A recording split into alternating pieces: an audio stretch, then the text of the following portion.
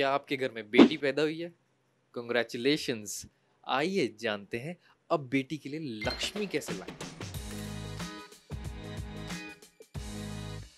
तो भारत सरकार ने एक योजना निकाली थी कि बेटी बचाओ बेटी पढ़ाओ। तो उसी योजना के तहत भारत सरकार ने ही एक योजना निकाली थी, सुकन्या समृद्धि योजना, जिसके तहत आप क्या कर सकते हैं कि जब आपकी बेटी छोटी हो या जस्ट पैदा हुई हो, तभी से उसके लिए एक इन्वेस्टमेंट इंस्ट्रूमेंट निकाला है सरकार ने, जिसमें आप इन्वेस्ट कर सकते हैं। और जैसे ही बड़ी हो जाती है बेटी, तो या तो वो पैसा बहुत सारा बढ़ के आप उसकी शादी में यूज़ कर सकते हैं, और या फिर आप उसकी पढ़ाई में यूज़ कर सकते हैं। बल्कि मैं अभी आपको दिखाऊंगा कैलकुलेशंस के थ्रू कि पैसा एक्चुअली में इतना बढ़ जाता है कि आप शादी और एजुकेशन दोनों में यूज़ कर सकते हैं, फिर भी कुछ पैसा बचेगा। तो आइए जानते हैं सुकन्या समृद्धि योजना के बारे में। अब क्या था कि बेटी के लिए सब लोग सोचते थे कि अब इसकी शादी हो जाएगी तो शादी के लिए पैसा जमा करना है, या फिर आगे इसको पढ़ाना है, तो हम आगे पढ़ाने के लिए 12th तक तो किसी तरीके से हो गया, तो आगे और भी ज़्यादा अच्छी एजुकेशन होगी तो कैसे पढ़ाई जाएगी। तो देश चाहता है, जो सरकार चाहती है कि बेटियाँ हायर लेवल एजुकेशन भी ज़्यादा से ज़्यादा गेन करें, और इसी वजह से ये ऐसी स्कीम निकाली गई है। और इसके अंदर इतने ज़्यादा बेनिफिट्स दिए गए हैं ताकि एक इंसेंटिव मिले कि आप इस स्कीम के अंदर सेव करें और फिर बेटियों को पढ़ाएं। और बिल्कुल भी आप ऐसा कुछ ना सोचें, जो लोग भी सोचते होंगे कि बेटी बर्डन है, उनके दिमाग से ये बात एकदम 100% खत्म हो जानी चाहिए। तो शुरू करते हैं कि कितने पैसे इसमें डालने हैं, कितने पैसे डाल सकते हैं। तो जब भी हम सुकन्या समृद्धि योजना जब शुरू करेंगे, तो हम जब सबसे मिनिमम बात करें कि कम से कम कितने पैसे डालने होते हैं, वो होते हैं 250 रुपये, 250 रुपीज़। और ज़्यादा कितने पैसे डाल सकते हैं? मैक्सिमम पैसे डाल सकते हैं 1.5 लाख रुपये, 1,50,000 रुपये तक डाल सकते हैं। ये बहुत ही ज़्यादा कंपेरेबल है पीपीएफ टाइप से, जो पब्लिक प्रोविडेंट फंड होता है उसके जैसी है काफ़ी कुछ। लेकिन इसके अंदर रेट ऑफ रिटर्न जो है, जो इंटरेस्ट मिलता है, जो सरकार देती है, वो पीपीएफ से थोड़ा सा ज़्यादा है। वो जितना भी, जैसा कि आप जानते हैं कि पीपीएफ के अंदर हर क्वार्टर में सरकार एक रेट ऑफ इंटरेस्ट बताती है और वो रेट ऑफ इंटरेस्ट चलता है। अब सुकन्या समृद्धि योजना के अंदर जो भी रेट ऑफ रिटर्न पीपीएफ में होगा, उससे 0.5% आपको बढ़ के ही मिलेगा हमेशा। यही इसकी पॉलिसी है, यही इसका रूल है।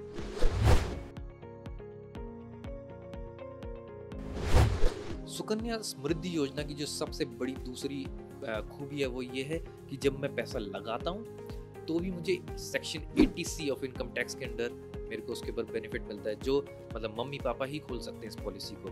तो हम जब मम्मी पापा पैसे डालेंगे योजना के अंदर, तो उनको 80C के अंदर 1.5 लाख रुपए तक की मैक्सिमम छूट मिल सकती है सालाना, पर ईयर 1,50,000 रुपीज़। फिर जब इसकी मैच्योरिटी होती है, तो इसका मैच्योरिटी पीरियड जो है वो 21 ईयर्स का है। 21 आप जब भी शुरू करेंगे, तब से 21 ईयर्स में ही पैसे निकलेंगे।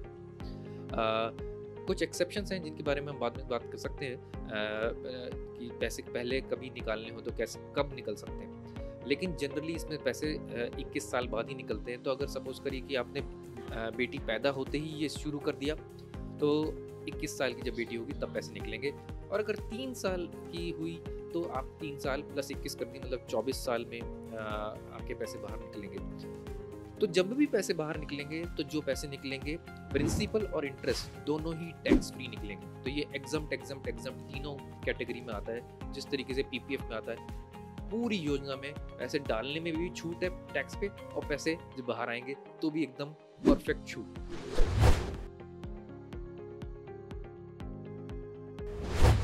देखिए, मैंने बताया कि 21 साल इसका टेन्योर है, लेकिन पैसे आपको सिर्फ 15 साल डालने होते हैं।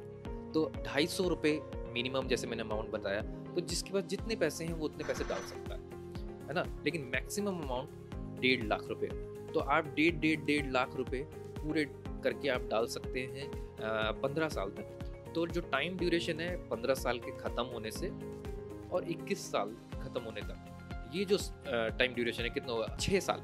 जो 6 साल का टाइम ड्यूरेशन है, इसके अंदर आपको कोई पैसे डालने नहीं है, ना ही आप डाल सकते हैं। लेकिन आपको कंपाउंडिंग इंटरेस्ट इसमें मिलता ही रहेगा। तो ये पीपीएफ के अंदर ऐसा होता है कि 15 साल का ड्यूरेशन होता है, लेकिन सुकन्या समृद्धि योजना के अंदर 21 साल का ड्यूरेशन होता है, जिसमें पैसे डालने तो 15 साल हैं लेकिन निकलेंगे 21 साल बाद। तो अगर आप डिपेंड करता है कि पैसे निकलेंगे कितना, इस बात पे डिपेंड करता है कि आपने डाले कितने।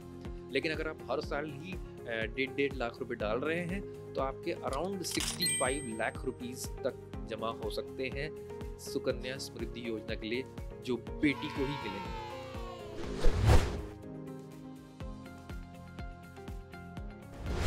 तो जब ये योजना शुरू हुई थी तब रूल ये था कि एक आप योजना ले सकते हैं पर परिवार, एक परिवार एक योजना। लेकिन अब ये रूल है कि आप 2 ले सकते हैं। आपकी पहली बेटी हुई तो भी आप ले सकते हैं, दूसरी बेटी हुई तो भी ले सकते हैं। अब सपोज करिए कि आपकी दूसरी जो बेटी हुई है वो ट्विंस हो, तो दो बेटियां हैं, तो आप दोनों बेटियों के लिए जो सेकंड टर्म में 2 बेटियों के लिए, तो टोटल मिला के पॉलिसीज आपके पास 3 हो जाएंगी। लेकिन अगर आपके पास 3 बेटियां अलग अलग हुई हैं तो आप उनमें से 2 ही पॉलिसी ले सकते हो। अब इसमें क्या कर सकते हैं हम कि जैसे कि हमने बात करी थी कि एटीसी के अंदर 1.5 लाख रुपए तक की एग्जम्पशन है, लेकिन अगर एक पॉलिसी पापा ले लेते हैं और एक पॉलिसी मम्मी ले लेती है, तो जो पे करने वाला है इंसान वो दोनों अलग अलग है, तो आपको एटीसी के अंदर 2 अलग अलग लोगों को एग्जम्पशन मिलेगा 1.5 लाख का उनकी सैलरी में। जब वो इनकम टैक्स अपना भरेंगे तो टोटल मिला के एग्जम्पशन आप 3 लाख पा सकते हैं। इस तरीके से अगर 2 अलग अलग लोग खरीदें, लेकिन अगर एक ही इंसान 2 बेटियों के लिए खरीदता है तो एग्जम्पशन सिर्फ 1.5 लाख ही मिलेगा।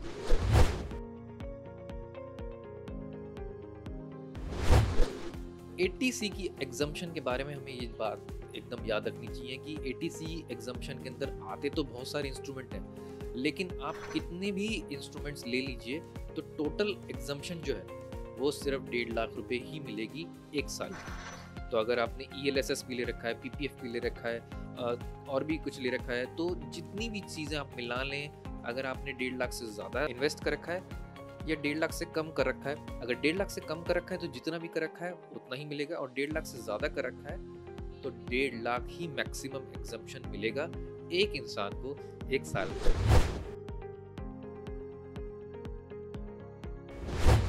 इस योजना की अगर मैं पीपीएफ से बार बार इसकी बात कर रहा हूँ तो इसके अंदर एक जो डिफरेंस बहुत बड़ा है वो ये है कि इसमें बीच में पैसे नहीं निकाल सकते, ना इस पे कोई लोन मिल सकता है, ना ही इस पैसे को बीच में निकाल सकते हैं। बीच में पैसे निकलेंगे तो सिर्फ 2 रीज़न से, दोनों ही कोई बहुत अच्छे रीज़न नहीं है। वो है कि या तो बेटी की ही डेथ हो जाती है, और या फिर जो पे कर रहा था, जिसने पॉलिसी ली थी अपनी बेटी की, उसकी डेथ हो जाती है, तब भी ये पॉलिसी प्री मैच्योरली बंद कर सकते हैं।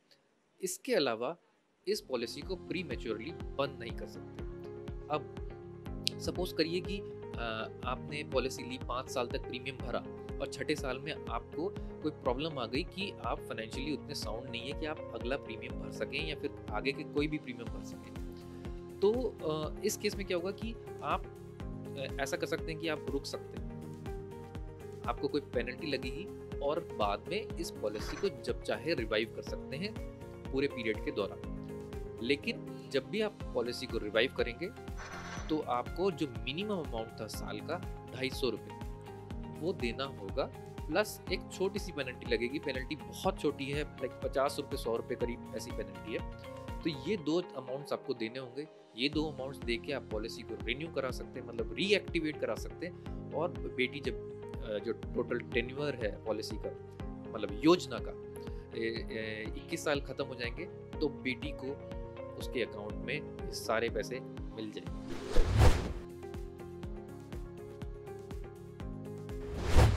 तो ये अकाउंट अगर आपको खुलवाना है तो आप किसी भी बैंक में जा सकते हैं, उसमें खुल जाता है। चाहे प्राइवेट में भी खुल जाता है और गवर्नमेंट में तो डेफिनेटली खुल जाता है। इसके अलावा पोस्ट ऑफिस में भी आप इस अकाउंट को खुलवा सकते हैं।